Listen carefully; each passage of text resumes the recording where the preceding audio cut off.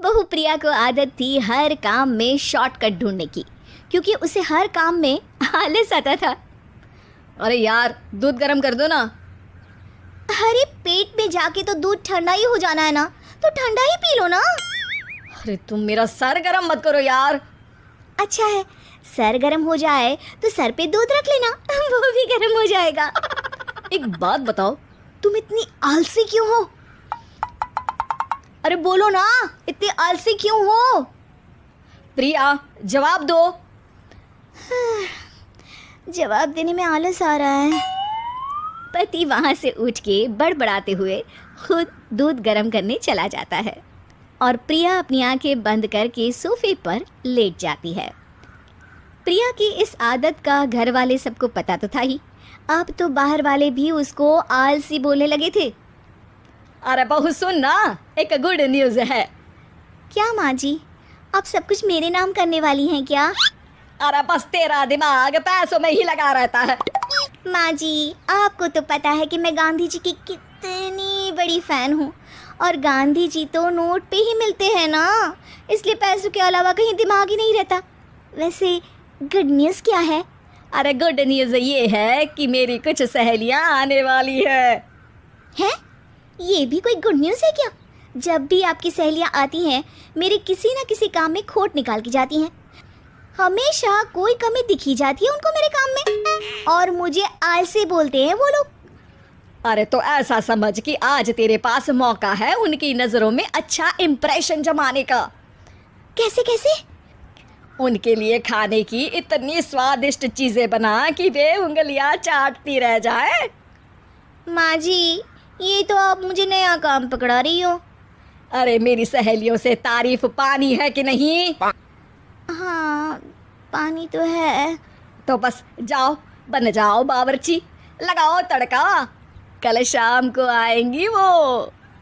अगले दिन सास सुबह से घर के बाहर अपनी सहेलियों के पास चली जाती है और शाम को सब प्रिया के हाथ का खाना खाने घर आते हैं। आज देखते हैं कि प्रिया बनाती क्या है। हाँ हाँ, पिछली बार हमने बोला कुछ हल्का खाएंगे तो पापड़ फ्राई करके ला दिए थे बस। हाँ, और उसके पहले जब आए थे और बोला था कि भारी खाना खाना है तो तरबूज काट कर ले आई थी। बोल रही थी तरबूज भारी होता है ना। अरे बस भी करो, इतनी बुरी नहीं है मेरी बहू। तभी बहू वहाँ खाना लेकर आती है। पनीर कोफ्ता, भिंडी मसाला, शाही मसाला, दाल, डबल तड़का, लच्छा पराठा, मिस्सी रोटी। अरे बस बस बहू, इतना सारा खाना। अरे अभी तो और भी है, फ्राइड राइस भी है अभी तो आपके लिए, और हाँ, अरे सूप लाना तो भूल ही गई मैं। अरे लगता है पिछली बार की कमी आज पूरी कर ही देगी बहू।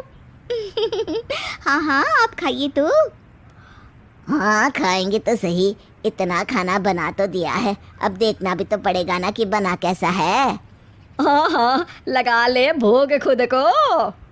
खाना चखते ही तीनों सहेलियां प्रिया की वाहवाही करने लगती है। अरे शानदार, जबरदस्त, जिंदाबाद, मजे आ गए प्रिया। प्रिया की सास भी कमाल है, बहू को क्या जायकेदार खाना बनाना सिखाया है। अरे मान गए भाई, इतना अच्छा खाना तो हम में से किसी की बहू नहीं बनाती, और हम भी नहीं बनाते, झूठ क्यों बोले। अरे बस करो, खाने पे ध्यान दो, बोलती ही रहोगी तो खाओगी कब। ये लो, थोड़ा पनीर और ले लो। सास भी सहेलियों के साथ खाना खाने लगती है, पर बहू के साथ अपनी भी तारीफ सुनकर सास मन ही मन फूली नहीं समा रही थी। प्रिया ने बड़ी खुशी से सबको खाना परोसा और सब ने झट से खाना खत्म भी कर दिया। राधे राधे, मजा आ गया। और थक गई खाना खाते खाते, अब बस बिस्तर लग जाए मेरा। अब तो जब भी मेरे घर मेहमान आएंगे प्रिया को ले जाया करूंगी खाना बनाने के लिए, मेहमान भी खुश हो जाएंगे। सास खुश है कि प्रिया की इमेज अपनी सहेलियों के सामने काफ़ी सुधर गई है। प्रिया खाने के बर्तन समेटती है, इतने में तीनों सहेलियां हाथ धोने किचन में चली जाती है। तभी एक सहेली देखती है कि किचन स्टैंड पर कागज़ पड़ा हुआ है। वो सोचती है कि कागज़ को डस्टबिन में डाल दे। जैसे ही वो उसे उठाती है तो देखती ही रह जाती है, दरअसल वो एक बिल है। जिसमें वो सारी चीज़ें लिखी है जो उन्होंने अभी अभी खाई है। वो चुपचाप बिल उठाकर बाहर आ जाती है और उसके पीछे बाकी 2 सहेलियाँ भी आती हैं। प्रिया, खाना अच्छा बनाया था, सच कहूँ तो बहुत अच्छा बनाया था। थैंक यू, बहुत अच्छा लगा सुन के। हाँ, पर जिसने बनाया वो इतनी तारीफ सुनता तो उसे और भी अच्छा लगता। क्या मतलब? ये बिल देखो, तुम्हारी बहू ने ऑनलाइन ऑर्डर किया था खाना। अरे तारीख तो आज की ही है ना? हाँ, आज की ही है। प्रिया, ये सब सही है क्या? प्रिया अपना सर झुका लेती है। सास सब समझ जाती है कि बहू की चोरी पकड़ी गई है। इतना भी आलस अच्छा नहीं प्रिया। अरे बता ही देती कि बाहर का खाना है, मैं बाहर का खाना खाती नहीं हूँ। तीनों सहेलियां वहां से जा रही होती है कि तभी उनमें से एक मुड़कर कहती है, अब ये तो बताओ कि खाने की रेटिंग बहू को दे या डिलीवर करने वाले को। प्रिया समझ जाती है कि शॉर्टकट लेने की वजह से उसके साथ सास को भी ये बेइज्जती झेलनी पड़ी और वो कसम खाती है कि अब से शॉर्टकट से नहीं, मेहनत से काम करेगी।